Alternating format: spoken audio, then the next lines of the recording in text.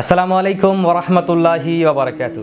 সম্মানিত সুধী, আজকে আমি আপনাদের সামনে এমন একটি হাদিস তুলে ধরব যে হাদিসটি শুনলে আপনি অবাক হয়ে যাবেন।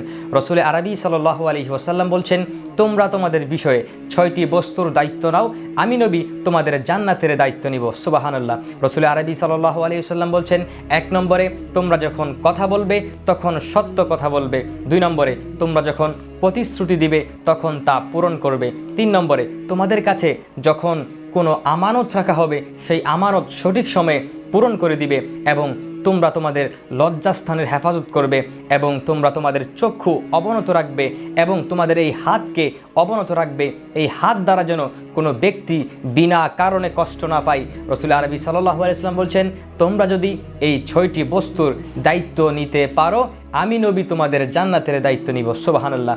আসুন আমরা এই 6টি কাজ সবসময় স্মরণে রেখে পালন করার চেষ্টা করি। আল্লাহ রাব্বুল আলামিন আমাদের সকলকে বোঝার তৌফিক দান করুক। আসসালামু আলাইকুম ওয়া রাহমাতুল্লাহি ওয়া বারাকাতুহু।